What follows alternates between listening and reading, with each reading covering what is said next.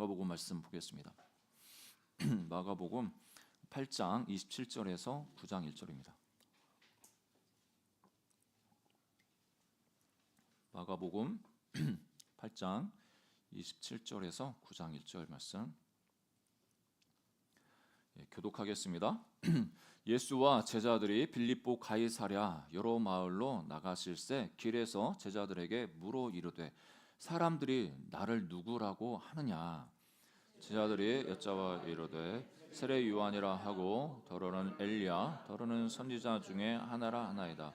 또 물으시되 너희는 나를 누구라 하느냐? 베드로가 대답하여 이르되 주는 그리스도시니이다 하매 이에 자기의 일을 아무에게도 말하지 말라 경고하시고 인자가 많은 고난을 받고 장로들과 대제사장들과 서기관들에게 버림받으여 죽임을 당하고 사흘 만에 살아나야 할 것을 비로소 그들에게 가르치시되 드러내놓고 이 말씀을 하시니 베드로가 예수를 붙들고 항변하매 예수께서 돌이켜사 제자들을 보시며 베드로를 꾸짖어 이르시되 사탄아 내 뒤로 물러가라. 내가 하나님의 일을 생각하지 아니하고 도리어 사람의 일을 생각하는도다 하시고 제자들을 불러 이르되 누구든지 나를 따라오려거든 자기를 부인하고 자기 십자가를 지고 나를 따를 것이니라. 누구든지 자기의 목숨을 구원하고자 하면 잃을 것이요 누구든지 나와 복음을 위하여 자기의 목숨을 잃으면 구원하리라. 사람이 만일 온 천하를 얻고도 자기의 목숨을 잃으면 무엇이 유익하리요? 사람이 무엇을 주고 자기 목숨과 바꾸겠느냐? 누구든지 이 음란하고 죄 많은 세대에서 나와 내 말을 부끄러워하면 인자도 아버지의 영광으로 거룩한 천사들과 함께 올 때에 그 사람을 부끄러워하리라. 같이 읽겠습니다. 또 그들에게 이르시되 내가 진실로 너에게 이르노니 여기 서 있는 사람 중에는 죽기 전에 하나님의 나라가 권능으로 임하는 것을 볼 자도 있느니라 하시니라. 아멘. 예전에 좀 시간이 지났는데요. 그 기독교계, 그러니까 미국 쪽에서도 엄청 인기가 있어서 100만 부 이상 팔린 책이 있었는데 이 팬인가 제자인가 나도 팬이라는. 그래서 이 책이 나오고 나서 그 미국에 나도 팬 그 무브먼트가 일어나가지고 그러니까 그리스도인들에게 제자로 살자, 뭐 이제 팬으로 살지 않고 제자로 살자 이런 그 운동이 일어났었습니다. 여기에 이제 이 저자 되시는 목사님 카일 아이들먼이라는 목사님이신데 이분 이제 서론에서 그렇고 중간에 이제 그런 말씀을 하시는 겁니다. 자기가 부활절을 준비하면서 이 미국 같은 경우에는 교회를 안 나오다가도 부활절이나 크리스마스 이럴 때 사람들이 많이 몰려온다고 합니다. 그래서 지역 목회하는 이 담임 목사로서는 이들이 이때 부활절에 이때 크리스마스에 이 올 때 정말 말씀을 잘 전해가지고 이 사람들이 그 말씀에 반응해가지고 그 다음 주도 이렇게 등록할 수 있는 그 기대를 가지면서 말씀을 준비하는데 너무 스트레스를 이제 받으시는 거죠. 어떻게 하면 청중을 휘어잡는 말씀을 이게 선포해가지고 그 다음 주에도 계속 나올 수 있도록 할까. 그런데 이제 깊은 그 고민과 그런 그 가운데 하나님이 보시는 것이 자기가 생각하는 것과 다르다는 것을 깨닫습니다. 이 책 중반에 그런 이제 간증을 하시는데 어느 날 자기 쪽지가 올라왔는데 어떤 성도가 이제 교회를 안 나오겠다고 그것도 이 목사님 때문에 이제 안 나오고 싶다고 그러는 겁니다. 이제 쪽지가 올라서 그분 이제 성함이랑 연락처랑 받아가지고 이분은 또 직접 전화하셨어요. 그분한테 왜 이렇게 교회를 안 나오시려고 하느냐고. 그래서 뭐 여러 가지 이유를 막 대다가도 결과적으로 마지막 하는 말이 목사님 설교의 말씀에 자기가 너무 마음이 갈등이 생기고 어렵다고. 이 말인즉슨 그 말씀을 들으면 우리가 은혜를 받고 막 그래 감동받고 그러지 않습니까? 그런데 어떤 때는 그 말씀을 듣고 너무 괴로운 겁니다. 그 말씀 듣고 괴로운 적 있으시죠, 여러분들? 예. 이게 말씀 듣고 괴로워야 됩니다. 은혜가 없어서 괴로운 게 아니라 그 하나님 말씀이 나한테 부딪혀서 내가 이렇게 살아야 되는데 이렇게 못 살고 있구나. 하나님의 뜻이 이건데 못 살고 있구나. 그것이 깨달아지면서 갈등이 생기는 게 이게 진리 앞에 우리가 반응하는 아주 그 아주 정확한 알맞은 반응이죠. 어떻게 보면 예수님의 인생 그 사역에 있어서도 보면 예수님이 얼마나 많은 기적을 일으키십니까? 그 앉은 병에 일으키고 죽은 자 살리시고 또 눈먼 자 보게 하시고 귀신도 쫓아내시고 또 수많은 사람들이 몰려들고 그 사람들 또 배고프다고 하니까 먹이시고 그러니까 이 예수님의 인기가 하늘을 찌르듯이 사람들이 수도 없이 모여듭니다. 그런데 오늘 본문의 이 장면을 기점으로 해서 사람들 안에 혼란이 있고 또 갈등이 생기면서 예수님을 진짜 끝까지 따라갈 사람들과 그렇지 못한 사람들이 갈립니다. 그러니까 이 말씀, 오늘 말씀은 많은 사람들에게 반응, 결단을 촉구하는 말씀이나 마찬가지입니다. 어떻게 보면 우리가 예수님께서 우리에게 복을 주셨기 때문에 우리 기도에 응답해 주셨고 이런 부분에서도 은혜 주셔서 그 하나님 예수님이 좋아서 이렇게 따라가다가도 예수님이 어느 시점에서는 우리를 향해서 결단을 요구하십니다. 그러니까 예수님 진짜 예수님을 따라갈 거냐, 그렇지 못할 거냐. 그러니까 여기서 어떻게 보면 이 분기점에 예수님은 더 많은 사람들을 불러 모으려고 더 은혜로운 말씀, 이런 말씀을 주는 게 아니라 나 따라오면 너희들 죽을 거야. 십자가 져야 돼. 이렇게 너무 마음에 부담이 되는 말씀을 하시는 거죠. 그 말씀 부담이 되는 말씀을 하시면서 이 몰려드는 사람들이 이제 하나둘씩 이제 예수님 피하는 거죠. 결국에는 제자들도 십자가 앞에서 모두가 도망하는 그런 일이 일어났는데 아무튼 예수님께서 오늘 우리에게 무엇을 말씀하시냐? 결론적으로 제자로 살라고 말씀하십니다. 우리가 예수님의 진정한 제자로 이 땅에서 살아가야 된다고 말씀하시는데 그 제자의 길을 간다는 게 어떤 의미인가? 오늘 본문은 우리에게 아주 잘 가르쳐주고 있습니다. 예수님의 제자로 이 땅에서 살기를 하나님 원하시는데 너희들이 나를 보고 나한테 오는 것이 너희들의 필요를 채워줬기 때문에 오는데 그렇지 않고 나를 정말 따라가려면 나를 따라오려면 너희들이 목숨을 잃는 것까지 각오를 하고 나를 따라와야 된다고 이렇게 도전을 하십니다. 그 예수님을 따르는 제자의 길이 어떤 길이냐 말씀하실 때 첫 번째 고백의 길이라는 것을 우리 가르쳐 주십니다. 27절에 보니까 예수님이 제자들과 빌립보 가이사라 그 마을을 지나가실 때 길에서 이제 물어보십니다. 제자들에게 이르시되 사람들이 나를 누구라 하느냐. 이 가이사라 빌립보라는 지역이 이 화면 아까 그냥 넘어갔나요? 네. 이 활몬산 밑에 갈릴리 호수에서 약 40km 위쪽으로 북쪽으로 떨어진 이 도시인데 이 빌립이라는 사람이 가이사라를 기념해서 이제 만든 도시입니다. 그 해안가에도 가이사라가 있죠. 그것은 헤로데 왕이 그 아버지가 가이사라를 위해서 이제 기념해서 지은 거고 이것은 그 아들 분봉왕 빌립이 자기가 이 가이사라를 기념해서 이 도시를 지었습니다. 그래서 빌립보 가이사라라고 이야기하는데 여기에 사는 사람들은 그리스인, 헬라인, 좀 이방인들이 여기에 거주하고 있었습니다.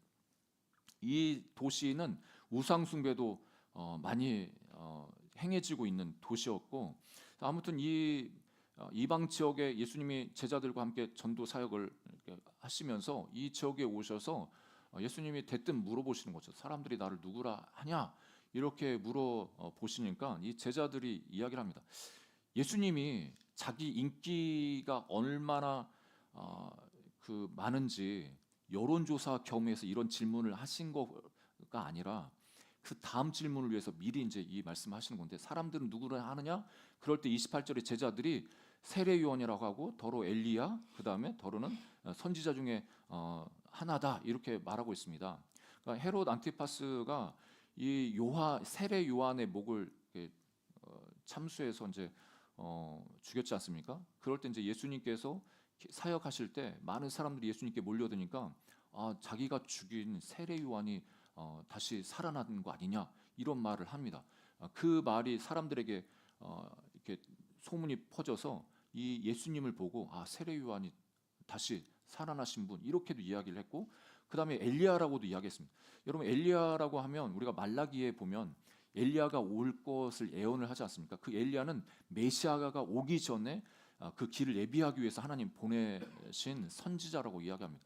그러니까 이 이스라엘 이때 당시에 그 사람들이 예수님이 행하신 그 기적, 놀라운 그 기적을 보고도 예수님을 메시아라고 생각을 안 하고 메시아가 오기 전에 하나님이 보신 엘리야다, 선지자 중에 하나다, 이렇게 선지자 중에 한 사람으로 이 예수님을 그렇게 이야기를 합니다.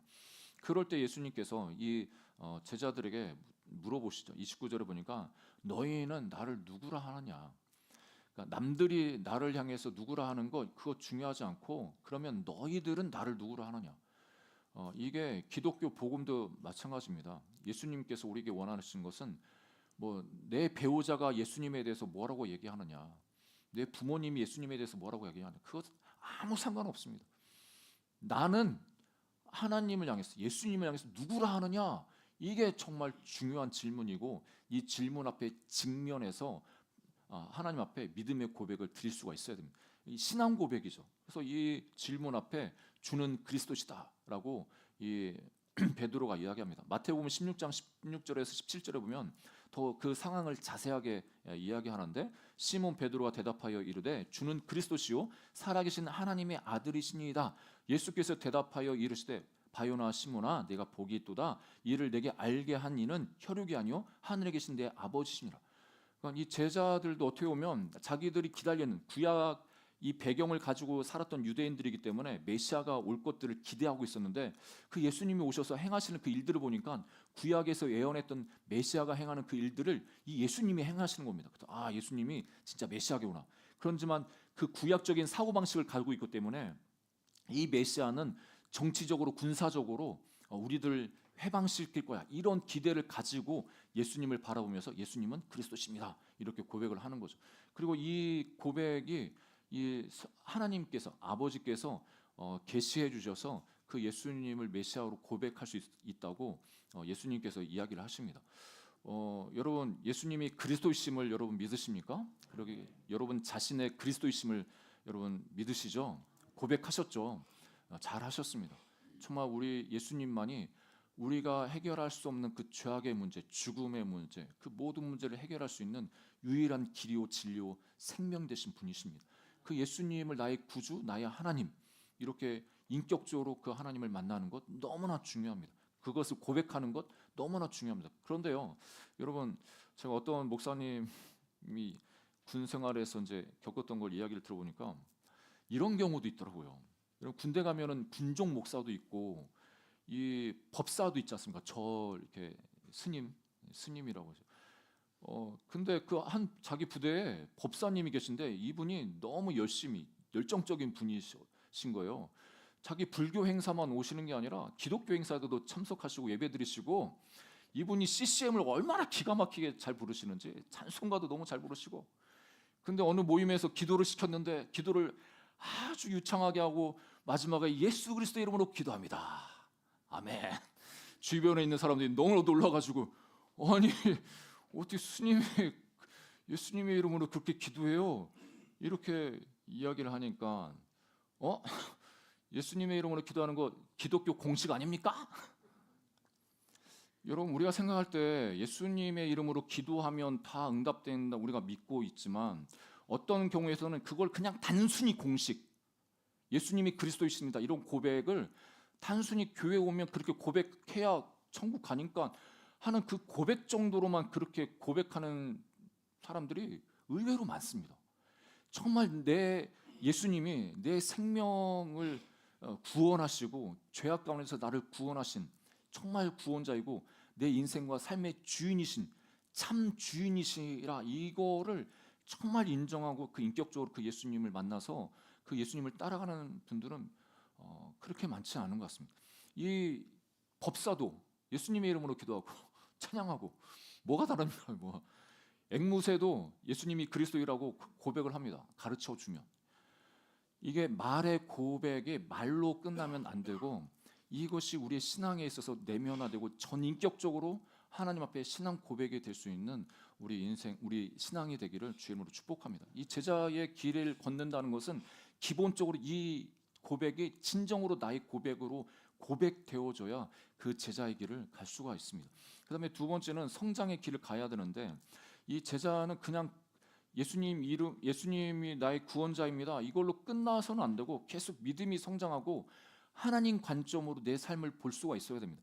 그렇지만 아쉽게도 베드로는 신앙 고백이 있은 후에 예수님이 이렇게 말씀하시니까 발끈하죠. 30절 31절에 이에 자기의 일을 아무에게도 말하지 말라 경고하시고 인자가 많은 고난을 받고 장로들과 대제사장들과 서기관들이 버림받아 죽임을 당하고 사흘 만에 살아나야 할 것을 비로소 그들에게 가르치되.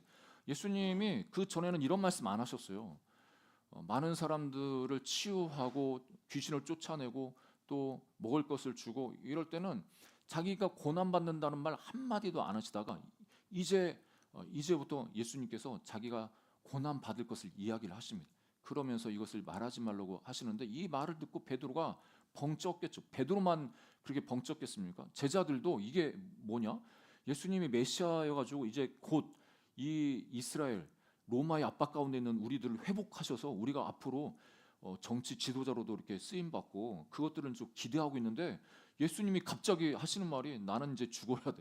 고난 받을 거야. 죽을 거야. 이렇게 말씀하시니까 너무 황당한 거죠. 그래서 이 32절에 베드로가 이야기합니다. 드러내고 이 말씀하시니 베드로가 예수를 붙들고 항변하며. 여러분들 잘 아시는 것처럼 이 붙들고라는 이 단어가 예수님을 따로 불러가지고 떼어내가지고 만났다는 뜻입니다. 이때 당시 제자로서는 하기 힘든 행동입니다. 여러분 이때 당시 랍비들이 자기 수하의 제자들을 둘 때는 테스트를 갖습니다. 아무나 제자를 받지 않습니다. 랍비 입장에서 이때 당시에는 랍비의 수준은 곧 학생들의 수준인데 그 학생들의 수준이 높을수록 랍비도 최고의 랍비로 인정을 받기 때문에 아무나 제자를 안 받습니다. 선택을 해가지고 시험 봐가지고 이때 당시에는 뭐 구약 5경을 외운다든지 구약 다 외울 수 있는 사람을 내 제자로 받아들인다 해서 그런 랍비들도 있었고, 근데 예수님은 다르죠. 예수님은 그냥 기도하시다가 예수님이 그냥 선택하신 겁니다. 뭐 예수님의 제자가 되기 위해서 시험 본 사람 아무도 없고 그냥 예수님의 은혜로 택함을 받아서 이제 제자가 된 거죠. 그래서 제자 입장에서 선생님한테 뭐라 충고한다? 이건 있을 수 없는 일인데 이 베드로가 얼마나 마음이 조급하고 이 예수님을 향해서 예수님 그렇게 가시면 안 되는데 성령님을 얼마나 이 좀 마음에 이러면 좀 어떻게 보면 궁휼히 여기는 마음이라고 할까요? 아무튼 예수님 자기 딴에는 예수님을 위한다는 마음으로 예수님 앞에 불러서 항변을 하죠. 그 항변하는 건 또 야단치는 겁니다. 그래서 이 야단치면서 그렇게 이야기할 때 예수님이 하시는 그 반응을 보면 예수께서 돌이키사 33절에 제자를 보시며 베드로를 꾸짖어 이르시되, 여기서 우리가 알 수 있는 것은 베드로는 자기 개인의 이야기를 했다기보다는 제자들을 대변해서 제자들이 예수님의 말씀을 듣고 예수님 그렇게 하시면 안 되는데 그래서 제자들이 베드로를 등 떠밀려서 네가 좀 이야기해. 그래서 예수님 불러다 놓고 그러면 안 되지 않습니까? 이야기하니까 예수님께서 제자들을 보시며 이 베드로를 타려다가 제자들을 보시고 제자들 앞에서 일부러 이제 꾸짖으시는 거죠. 사탄아 내 뒤로 물러가라. 네가 하나님의 일을 생각하지 아니하고 도리어 사람의 일을 생각하는도다. 베드로는 좀 전에만 해도 예수님을 그리스도로 고백하는 그 믿음으로 신앙 고백을 했습니다. 근데 그 신앙 고백이 하나님이 주시는 그 은혜로 고백을 했지만 그 베드로의 믿음은 아직까지 내 중심으로 내 생각으로 하나님도 움직여 주셔야 되고 예수님도 움직여 주셔야 되고, 그러니까 내 중심의 신앙을 버리지 않고 계속 그 상태로 있었습니다. 그냥 그 생각을 가지고 예수님 그러면 안 되죠. 하나님 그렇게 하시면 안 되죠. 하나님 내 생각대로 응답해 주셔야죠. 내가 기도한 대로 하나님이 역사해 주셔야죠. 그러니까 하나님 관점에서 내가 어떻게 살기 원하시는지 그것을 생각하는 게 아니라 내 중심에서 하나님을 판단하고 예수님께서 그렇게 그 길을 가신다고 하니까 그것에 대해서 불만을 토로합니다. 사단은 우리에게도 이런 어떻게 보면 이런 틈을 이용해서 우리를 사단의 도구가 되도록 그렇게 우리를 넘어뜨릴 수가 있습니다. 우리가 믿음이 계속적으로 성장해야만 그런 사단이 틈을 타서 우리를 넘어뜨리려고 할 때 우리가 승리할 수가 있습니다. 사단에게 틈을 주지 않는 우리 모두가 되기를 주님을 축복합니다. 틈을 주지 않는다는 건 다른 게 아니라 계속 항상 저도 마찬가지지만 내 중심으로 생각할 때가 많습니다. 하나님이 원하시는 건 무엇인가? 하나님께서 어떤 거를 원하시나 그 하나님 관점으로 내 삶을 볼 수 있고 내 주변의 그 영혼들을 볼 수 있는 우리 모두가 되기를 주님으로 축복합니다. 그러니까 제자의 길은 내 관점에서 벗어나서 하나님의 관점으로, 여기서 예수님 말씀하신 것처럼 너희가 하나님을 생각하지도 않고 도리어 사람의 일을 생각한다. 사람의 일에 계속 머물러 있다면 우리는 제자가 아니라 그냥 무리 중에 한 사람으로 그렇게 신앙생활 하는 거나 마찬가지입니다. 우리가 하나님을 먼저 더 생각하는 믿음이 성장해가는 우리 모두가 되기를 주님을 축복합니다. 마지막으로 이 제자의 길은 예수님께서 십자가의 길이 바로 제자의 길이라는 것을 가르쳐 주십니다. 34절에 보니까 무리와 제자들을 불러 이르시되 누구든지 나를 따라 오려거든 자기를 부인하고 자기 십자가를 지고 나를 따를 것이니라. 예수님을 따르는 것, 누구든지 나를 따를 수 있어. 근데 누구든지 따를 수 있는데 나를 진짜 따라오려면 자기를 부인하고 자기 십자가를 져야 돼. 참 부담스럽죠. 예수님 믿고 구원받는 거 너무나 좋은데, 이제 예수님 믿어서 복 받는 건 너무나 좋은데, 예수님은 이 땅에서 살 때 그냥 예수님 믿으면 죽을 때 구원받는 것, 천국 가는 것, 보험 들고 그냥 그 이후에는 내 마음대로 살고 내 생각대로 살고 내 욕심을 채우는데 하나님이 와서 역사해 주십시오. 이런 식으로 살기를 하나님은 절대 원하지 않고, 너희들이 예수님 믿었다면, 나를 믿었다면 나를 따라와야 되는데 너 자신을 부인하고 십자가를 지고 와야 돼. 이렇게 말씀하시는 거죠. 참 부담스럽죠. 저도 이 말씀 앞에서 부끄러울 때가 많이 있습니다. 내가 이렇게 자기를 부인하면서 십자가를 지고 내가 얼마나 예수님 따라가고 있나. 우리가 이 말씀은 오늘 듣고 끝나는 게 아니라 우리가 일평생 예수님 앞에 갈 때까지 내가 정말 자기 십자가를 지고 내 십자가를 지고 나를 부인하면서 예수님 따라가고 있나, 우리 자신을 점검해 볼 수 있기를 주의 이름으로 축복합니다. 이 말씀은 어떻게 보면 다른 게 아니라 예수님이 불러가지고 너희들 나한테 왔어? 그래, 나한테 와라. 와서 죽어라. 이 말입니다. 와서 죽어.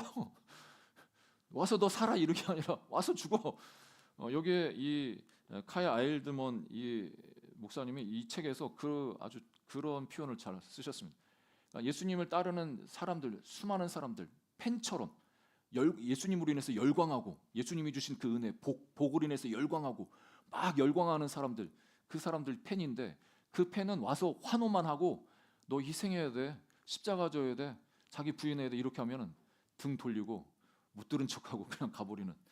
그런데 진짜 제자는 예수님께 와서 죽는 사람. 예수님이 와서 죽으라 이렇게 말할 때 정말 예수님께 와서 죽기를 결단하고 예수님 따라가는 사람, 그게 제자라고 이야기합니다. 오늘도 이 예수님께서 그런 말씀하셨는데, 자기를 부인한다는 것은 여러분 잘 아시는 것처럼 자기 권리를 포기한다는 거죠. 이제 내 인생의 주도권이 하나님께 있음을 고백하면서 내 인생 주도권을 하나님께 맡기는 겁니다. 여러분 예수님 믿고 지금까지 사시면서 매 순간순간 여러분 이런 갈등을 많이 겪으셨을 겁니다. 정말 예수님 따라가려면 어떤 때는 예수님이 너 희생해야 된다, 손해도 볼 줄 알아야 된다, 너 욕도 먹을 수 있어, 너 그렇게 어떻게 보면 편하게 살고 싶은데 어떤 때는 좀 부담스러울 정도로 우리가 깨어져야 되는, 또 헌신해야 되는 그런 때가 있는 것입니다. 예수님께서 이렇게 우리에게 자기를 부인하라고 말씀하시는데, 우리는 우리 자신에 대한 권리를 포기하지 못하고 계속 내가 원하는 뜻대로 그런 삶을 살기를 바라고 따라갈 때가 많이 있습니다.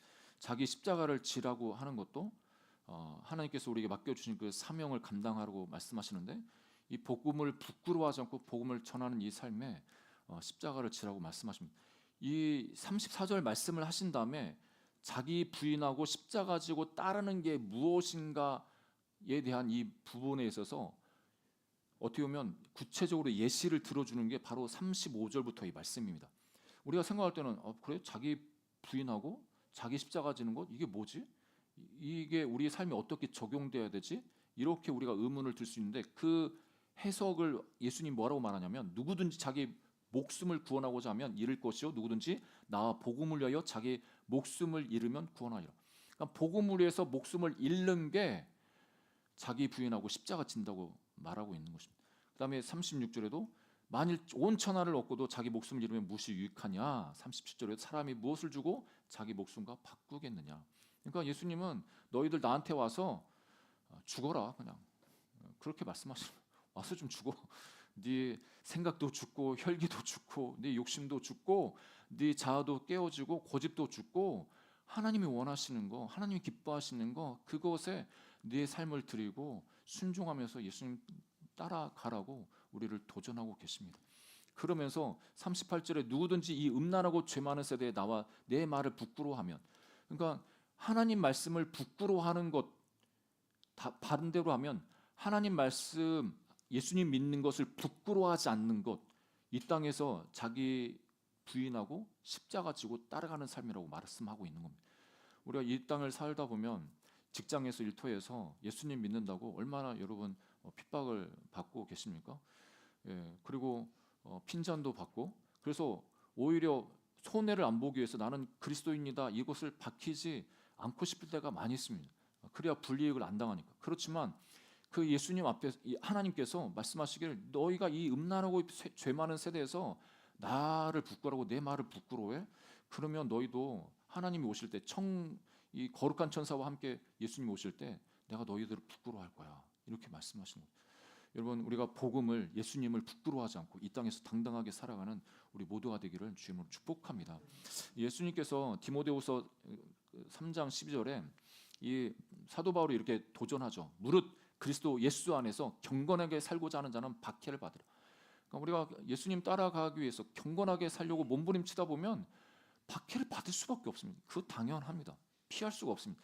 또 빌립보서 1장 29절에도 그리스도를 위하여 너에게 은혜를 주신 것은 다만 그를 믿을 뿐만 아니라 또한 그를 위하여 고난도 받게 하려 하심이라. 우리에게 예수님께서 은혜를 주셨는데 그 은혜를 주신 이유가 뭐냐면 다른 게 아니라 우리가 예수님과 함께 고난받게 하기 위해서 은혜를 주셨다고 말합니다.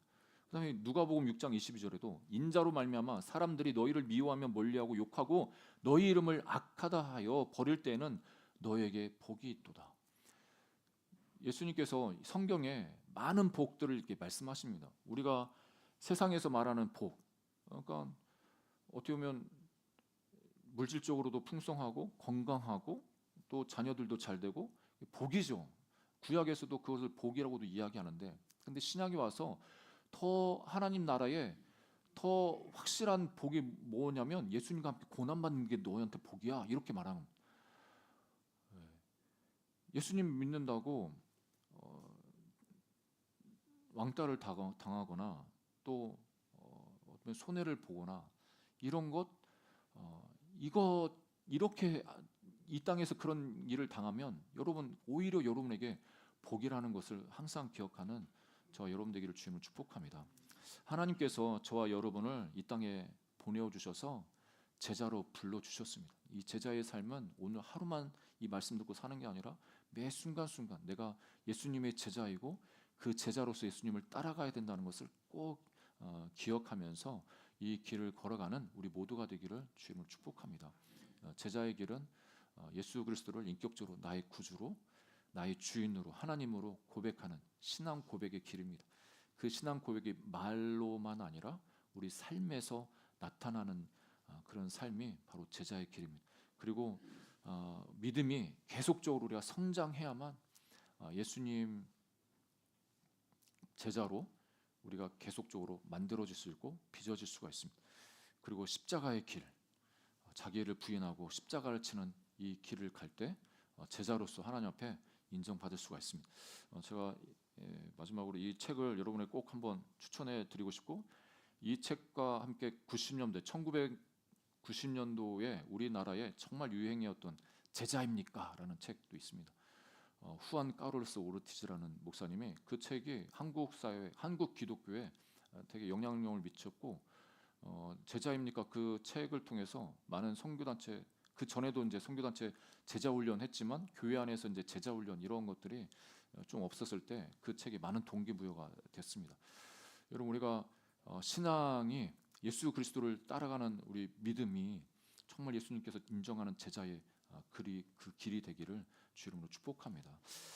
이 책에서 정말 팬이냐 제자이냐 이거를 이렇게 우리가 우리 자신을 분별할 수 있는, 판단할 수 있는 질문들을 몇 개를 합니다. 제가 소개하고 마칠까 하는데 한 6가지 이렇게 질문하는데 말뿐인가 행동인가? 그러니까 예수님 믿는다고 말만 하냐, 아니면 행동으로 예수님 믿는다고 그 삶을 살아가냐? 그러니까 펜으로 예수님의 펜으로 신앙생활하는 사람들은 예수님 때문에 이제 손해 보고 싶지 않고 구설수에 휘말리고 싶지도 않고 그런다 합니다.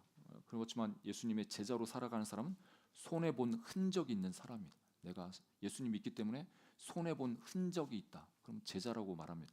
그리고 지식인가 친밀함인가?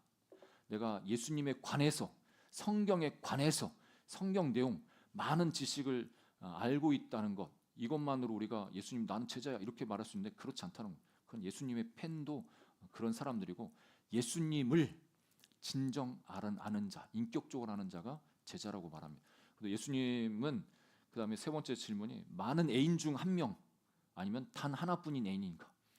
그러니까 내가 돈을 어디다 쓰고 무엇으로 기뻐하고 누구에게 위로를 받고 있고, 이런 질문을 하다 보면 내가 예수님이 진짜 내 유일한 애인처럼 예수님과 관계를 맺는 사람이냐, 아니면 예수님은 예수님, 교회 올 때만 예수님이고 예배 드릴 때만 예수님이고 그렇지 않을 때는 이것저것 더 관심이 많아서 그거에 대해서 열을 올리고 기뻐하고 그런 삶을 산다는 거죠. 그다음에 안보다 밖에 더 신경을 쓰고 있는가? 예수님의 제자는 밖에보다는 안을 더 신경을 쓰는 사람입니다. 내면에 더 집중해서 내 내면이 예수님 안에서 자라나는 것, 신경을 더 씁니다. 또 자기 힘을 믿는 팬인가 아니면 성령 충만한 제자인가? 예수님을 따라갈 때 우리 힘으로 따라갈 수 없는 것을 깨닫는 사람이 제자입니다. 정말 우리가 제자로 살고 싶어도 제자로 그렇게 살지 못하고 순종을 못하고 있는 내 자신의 모습을 발견하고, 그래서 성령님을 의지하는, 그래서 성령 충만을 구하면서 나가는 사람이 바로 예수님의 제자로 이야기합니다.